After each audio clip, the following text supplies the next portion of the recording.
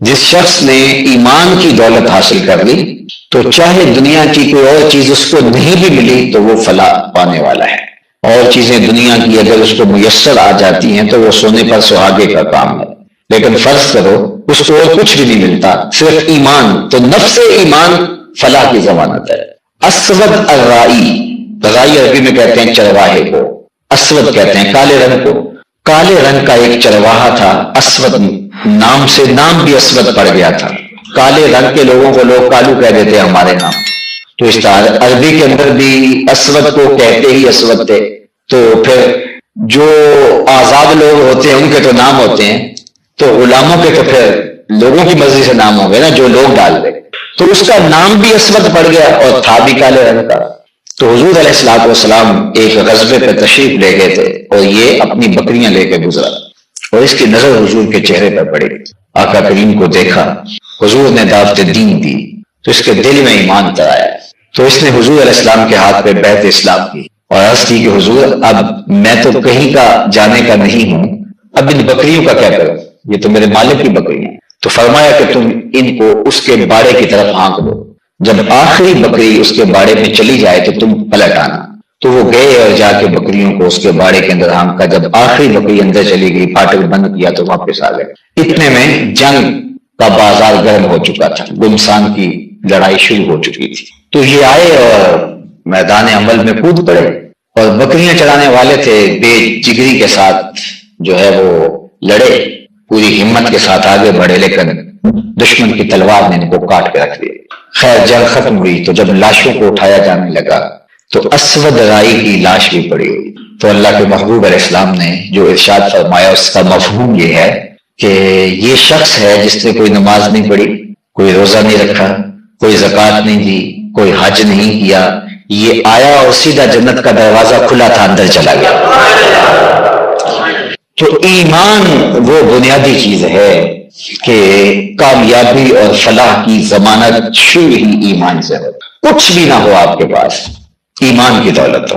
اللہ اکبر. اور یہ ایمان ہمیں کسی قیمت سے نہیں ملتا، یہ اللہ کی توفیق سے ملتا. بڑے بڑے سمجھدار لوگ، ابو جہل کو ابو الحکم کہتے تھے، دانائیوں کا سر چشمہ، پہلے پنچایت کا آدمی تھا، بالوں کی کھال ادھیڑ لیتا تھا، معاملہ فہم تھا، باتوں کی تہ تک پہنچنے کا فن جانتا تھا، لیکن نہیں پہنچ سکا. اور یہ نہیں ہے کہ اس کو پتہ نہیں چلا تھا، مغالطہ لگ گیا، نہیں. اخنس بن شریک نے، وہ ایک لمبی کہانی ہے کہ حضور کی تلاوت یہ سنتے رہے، ابو سفیان بھی تھے، یہ بھی، اور اخنس بن شریک بھی. تو 3 دن تک قسم بھی کھاتے رہے، سنتے بھی رہے. وہ لمبی کہانی ہے. تو تیسرے دن لمبا ڈنڈا لے کر کے تو اخنس بن شریک نے آ کے ابو جہل کے دروازے پہ مارا اور کہا، وہ یہ باہر آیا آنکھیں ملتا ہوا، کہا ابل حکم بتا، سچ بتانا، جھوٹ نہیں بولنا. 3 دن سے ہم نے جو کلام سنا ہے تیری اس کے بارے میں رائے کیا ہے؟ انصاف کی تکڑی تیرے ہاتھ میں ہونی چاہیے، جھوٹ نہیں بولنا. تو نے بھی سنا ہے اور میں نے بھی سنا ہے اور ابو سفیان نے بھی سنا ہے، تو سچ بتا کے تیری رائے کیا ہے؟ تو ابو جہل ڈنڈے تو نہیں مار سکتا تھا. اس نے پھر کیا کہا؟ اس نے کہا اخنس، رفادہ اور سقایا یہ تو پہلے ہی بنو ہاشم کے پاس ہے، یعنی یہ 2 عزتیں تو پہلے ان کے پاس ہیں، اور اگر نبوت بھی اس گھر کی مان لیں تو پھر ہمارے پلے کیا رہا؟ ہماری 14 تو گئی. تو اخنس بن شریک نے کہا کہ اس کا مطلب ہے کہ تم ایک حق کو، ایک سچائی کو، ایک حقیقت کو جو ہے وہ ماننے سے انکار کر رہے ہو صرف اپنی چراہٹ بچانے کے لیے. تو یہ تو بہت زیادتی ہے. چلو تم بچاؤ اپنی چراہٹ، میں جا رہا ہوں اور محمد عربی کا غلام بننے جا رہا ہوں. اور آپ کو حیرت ہوگی کہ ابو جہل بہت کائن شخص تھا. اس نے کہا میری بس بات سن جاؤ. وہ رکا، کہا اچھا آج تم اپنے باپ دادا کے دین کو چھوڑنے جا رہے ہو، تمہاری ماں جس دین پہ تھی اس کو چھوڑنے جا رہے ہو، تمہاری دادی پردادی جس دین پہ تھی، جنہوں نے تمہیں جنم دیا، تمہیں گود میں کھلایا، آج تم ان کو چھوڑنے جا رہے ہو. تو یہ رک گیا، ٹھہر گیا. اور آپ جانتے ہیں کہ اخنس بن شریک حالت کفر میں مرا. علماء نے کہا کہ یہ وہ شخص تھا جو ایمان کے کنارے پہ آیا لیکن اللہ کا عزت نہیں ہوا اور یہ آگے نہیں بڑھ سکا. اللہ اکبر.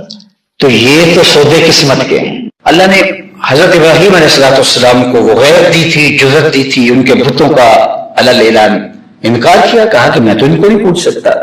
اچھا ان کا میلہ ٹھیلا لگتا تھا اور سال کی ایک تاریخ تھی جہاں وہ باہر کھلے میدان میں جا کے وہ کیمپنگ کرتے تھے اور وہاں ناچ گانا ہوتا تھا اور پھر 3 دن وہاں گزار کے دوبارہ آتے تھے.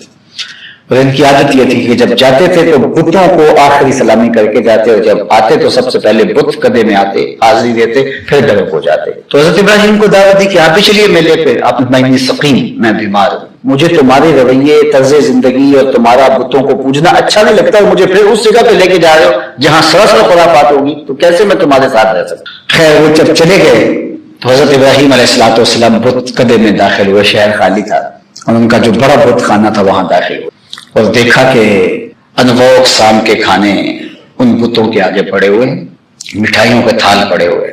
تو حضرت ابراہیم علیہ الصلوۃ والسلام نے کہا کہ تمہیں کیا ہے، کھاتے نہیں ہو؟ اب وہ کیا جواب دیتے، پتھر کے وعدے تھے۔ تو پھر کہا کہ ما لکم لا تنطقون، بولتے نہیں ہو، بات نہیں کر رہے ہو۔ یہ تذلیل کے لیے تھا، یہ نہیں تھا کہ حضرت ابراہیم کوئی توقع رکھ رہے تھے کہ شاید بولے، یہ تذلیل کے لیے۔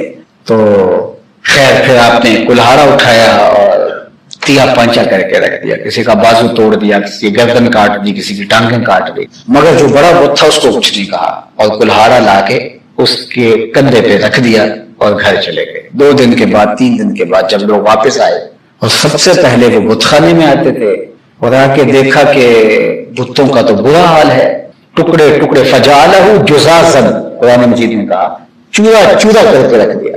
ان کے اعضاء بکھرے ہوئے ہیں، ان کے بدن ٹوٹے ہوئے ہیں، جو ہے وہ بت کدے کے اندر ان کے اعضاء بکھرے ہوئے ہیں، مگر جو بڑا بت ہے اس کے کندھے کے اوپر کلہاڑا پڑا ہوا ہے۔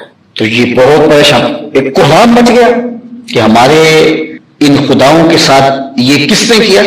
تو سب کی زبان پہ ایک ہی نام تھا، یہ ابراہیم نے کیا ہوگا۔ ظاہر ہے وہی بتوں کی برائی بیان کرتا ہے، اس پورے شہر میں اور تو کوئی ان کے خلاف بولنے کی جسارت نہیں کر سکتا، تو یہ اس نے کیا ہوگا۔ آیان سلطنت بھی جمع ہو گئے، نمرود بھی کرسی بچھا کے بیٹھ گیا تاکہ جو ہے اس معاملے کو دیکھے۔ لوگوں نے کہا کہ ایک جوان ہے یقال لہ ابراہیم، جس کو ابراہیم کہا جاتا ہے، ہمارے بتوں کے بارے میں اس طرح کے جذبات اسی کے ہیں، تو یہ اس نے کیا ہوگا۔